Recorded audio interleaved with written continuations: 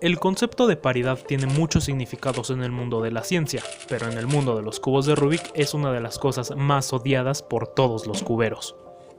De manera coloquial se le llama paridad a cuando está todo el puzzle resuelto a excepción de unas pocas piezas. Y el concepto se ha deformado bastante, que incluso llega a ser aplicado a cubos que ni siquiera son cubos pares. Pero ¿te has puesto a pensar qué son las paridades o por qué llegan a aparecer desde cubos fáciles hasta cubos difíciles? Pues no soy un experto en el tema de la teoría de cubos, pero trataré de responder ambas preguntas en este video.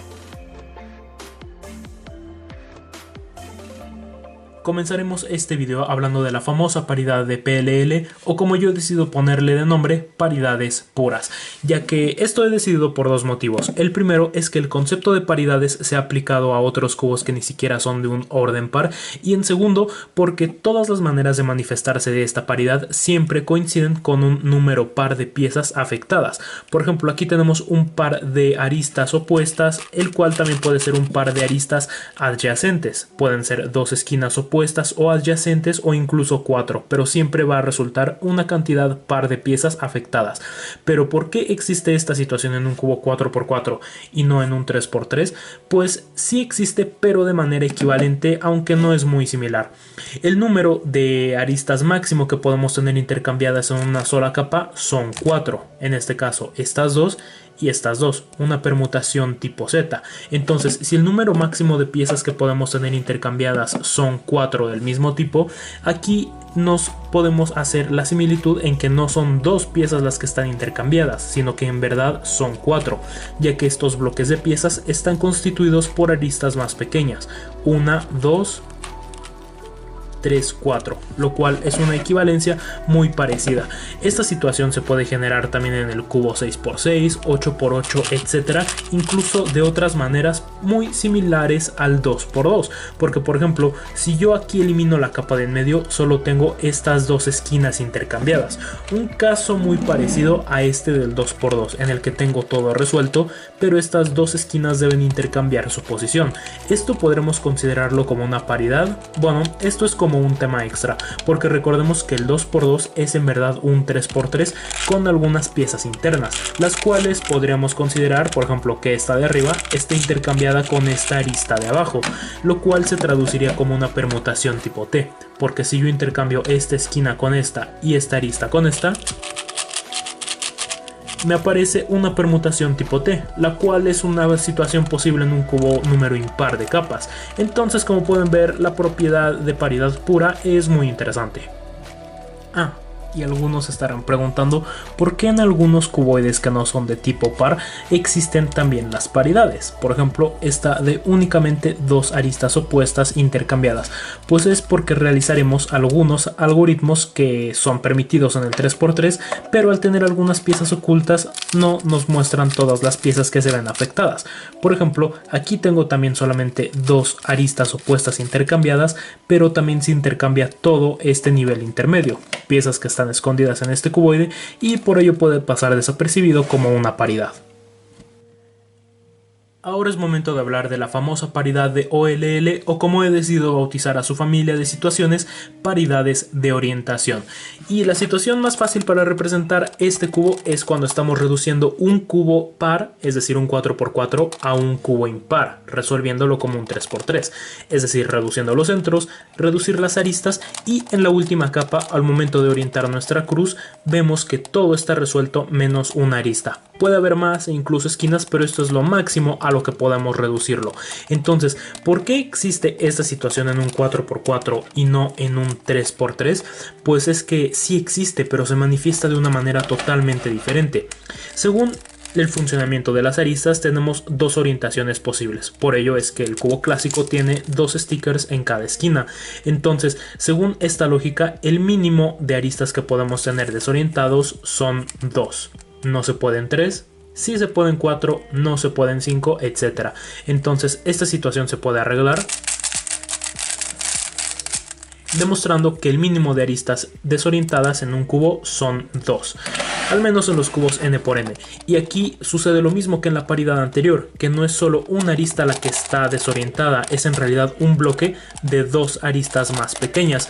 Este caso se puede traducir a los casos de 6x6, 8x8 e incluso a los cubos con un número impar de piezas, es decir 5x5, 7x7. ¿Por qué? Pues porque recordemos que un cubo 4x4 es un 5x5 con piezas escondidas. Un cubo 6x6 es un cubo 7x7 con piezas escondidas. De manera que si yo ocultase estas capas internas, se forma una situación muy parecida en ambos cubos, ¿no? Y es que esto siempre va a pasar. Cuando tú trates de reducir un cubo par, es decir 4x4, 6x6, a un cubo impar, es decir 3x3 o 5x5, se te va a corromper el sistema de giros y eso va a ocasionar la paridad. Por ello es que si nosotros resolvemos un 4x4 reduciéndolo a bloques de 2x2, no existen las paridades, porque estamos reduciendo un cubo par 4x4 a otro cubo par 2x2 y así no se afecta la paridad. Ya vimos algunos problemas de orientación con los cubos tipo par, pero ¿por qué entonces en cubos tipo impar también nos surgen paridades? Pues porque estas en realidad no son paridades, son cuestiones del diseño de modificaciones. Por ejemplo, aquí tengo un cubo impar, es decir 3x3 transformado a un tetraedro llamado Master Morphix, en el cual tengo todo resuelto a excepción de una sola esquina. Entonces, ¿por qué esta situación existe en esta modificación, pero en un cubo 3x3 no existe manera de llegar a este caso de manera legal? Pues es simple. Aquí en un cubo 3x3 yo me puedo dar cuenta cuando una esquina está volteada, y el mínimo de esquinas que pueden estar desorientadas en un cubo de 3 capas son 2, una en sentido horario y otra en sentido antihorario. Esta situación es lo mismo que está en este tetraedro, pero no es tan perceptible por el diseño. ¿Por qué? Bueno, pues porque aquí tenemos dos presentaciones de las esquinas. Una de ellas sí es perceptible cuando están giradas porque tiene 3 colores, es muy obvio, pero hay otro diseño en las esquinas de estos triángulos equiláteros pequeños y que aparte tienen un solo color, de manera que si yo lo giro para cualquiera de los dos sentidos no me voy a dar cuenta si está girado.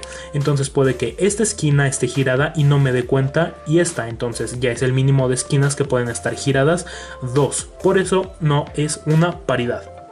Entonces, esta situación de diseño no solo se presenta en situaciones de esquinas, sino también en modificaciones en las aristas. Aquí vean, tampoco es un cubo par y se presenta una situación extraña en un 3x3 tipo Penrose.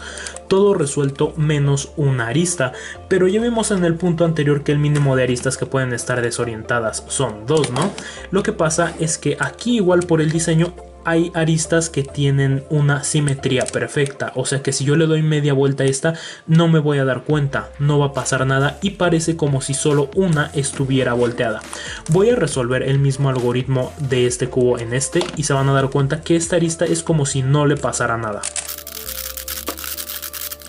Como pueden ver, se arregló esta y esta también dio vuelta, pero no es perceptible. Y bueno, este tipo de paridades se provocan principalmente por el diseño. Hablemos ahora de las paridades que son producidas por la corrupción de las órbitas, que el tema que está muy relacionado con el jumbling, el cual voy a explicar a continuación.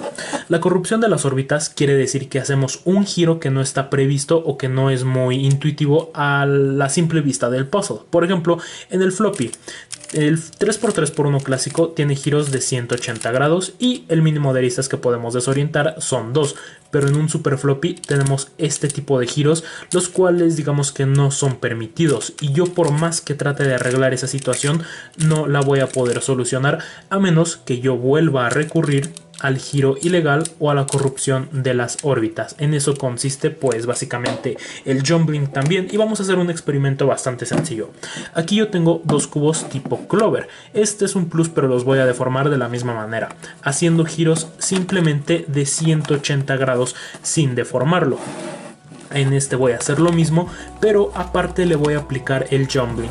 El jumbling es un tipo de movimiento en este tipo de cubos con pétalos, por ejemplo también el helicóptero, curvicóptero, sus versiones dodecaedro, etcétera, en la cual yo hago un giro parcial, por lo que se deforma un poco el cubo y saco algunas piezas de su órbita. Entonces digamos que este tipo de giros afecta a los giros que son perceptibles a simple vista, ¿no?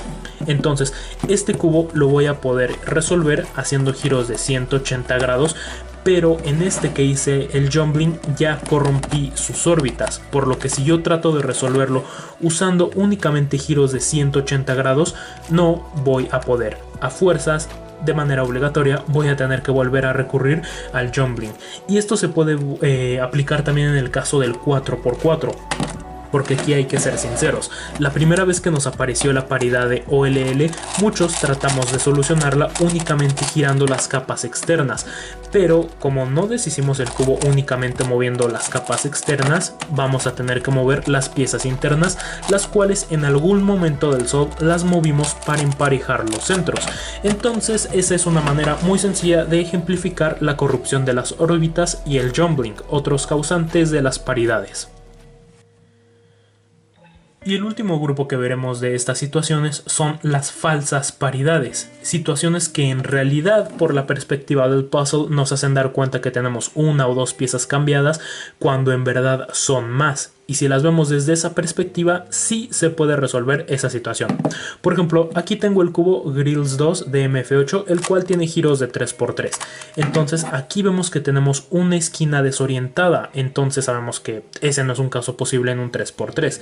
Pero tiene otro tipo de giros. Uno de ellos es este tipo Dreidel o Polaris, en el cual alrededor de una esquina podemos intercambiar 3 pétalos o estas pequeñas aristas de alrededor. Entonces aquí lo que está mal no es esa esquina, sino los 3 pétalos de alrededor, situación que si yo ciclo lo puedo solucionar, demostrando que lo que estaba mal no era la esquina, sino las aristas de alrededor. Y si nos damos cuenta, no era una paridad, era un ciclo de 3 piezas, lo cual es un giro normal en ese paso. En este cubo del año pasado, el Maple Ellipses Cube, sucedía una situación de falsa paridad también, en el cual podemos realizar giros de este estilo ciclando 3 piezas también. Casi todos los casos de falsas paridades tienen que ver con los ciclos, pero había situaciones en las que solamente teníamos 2 piezas intercambiadas. ¿Cómo podíamos solucionar esto si el mínimo de piezas que podemos intercambiar son 3? Bueno, pues porque esta blanco ve aquí arriba, pero nadie nos garantiza que esta pieza naranja va aquí abajo, puesto que este pétalo naranja es igual a este es igual a este, etc. Entonces en vez de intercambiar solo estas dos, puede que esta blanca 1 vaya aquí, esta naranja 2 vaya aquí, por ejemplo, y esta naranja 3 vaya aquí, cumpliendo el ciclo de 3 inicialmente. Entonces esa es otra falsa paridad. Y el último caso que se me ocurre es en este pequeñín, el Penrose 2x2, el cual es un caso bastante curioso, porque tenemos todo resuelto a excepción de una esquina que está mal, pero eso es una mentira, porque en realidad esta esquina está bien y todo lo de alrededor está mal. Les juro que no desmonté el cubo para hacer este video, y si yo resolviera el cubo alrededor de esta esquina como referencia, todo estaría resuelto correctamente. Así que ese es un caso curioso de falsa paridad también.